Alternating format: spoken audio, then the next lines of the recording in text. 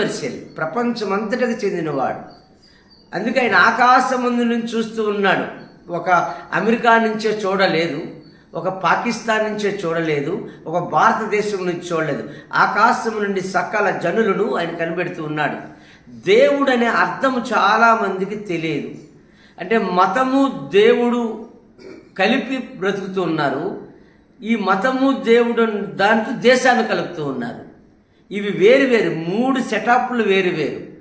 దేశం అనేది మన సౌభాగ్య శక్తిని పెంచేది, మన ఉనికిని చాటేది, ఉనికిని ఐక్యతను కలిపేది. మతం అనేది విడదీసేది, నీ మతం వేరు నా మతం వేరు.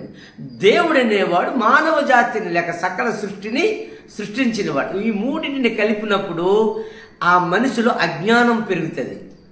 దేవుడు విడిగా చూడాలి, మతము వేరుగా చూడాలి, అలాగే దేశాన్ని కూడా వేరుగా చూడాలి.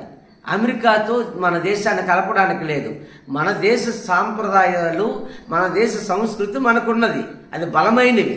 వాటి నుంచి మనం తప్పించుకోవడానికి లేదు. మన కట్టుబాట్లు మనం పాటించవలసిదే. మన దేశ పద్ధతులు ఉంటాయి. ఆచారాలని చెప్పట్లేదు, పద్ధతులని చెప్తున్నాను. భర్తకి భార్య లోబడాలి ఉండాలి, కట్టుబాట్లు, ఇష్టానుసారంగా డ్రెస్అప్ చేయకూడదు, ఇష్టానుసారంగా మాట్లాడకూడదు. మన భారతదేశ సాంప్రదాయం అది, దాని నుంచి ఎవరు తప్పించుకోవడం లేదు. మతం వేరు. మతం అనేది ఎవరి విశ్వాసం బట్టి వారు ఆధారపడి ఉంటుంది. మతం అనేది అభిష్టము. మతం అంటే ఎవరి ఆలోచన వాళ్ళది, ఎవరు నచ్చినది వాళ్ళది. అభిష్టం అంటారు. మతం అనేది అందరికి సంబంధించింది కాదు, అది ఆ వ్యక్తి అభిష్టం మీద ఆధారపడి ఉంటుంది. అలాగే దేవుడు అంటే అందరివాడు. అంటే ప్రపంచంలో అమెరికా వాడికి ఆయనే దేవుడు, భారతీయుడికి ఆయనే దేవుడు. అంటే ప్రపంచానికి ఆయనే దేవుడు అని మనం గమనించాలి. అబ్బాయి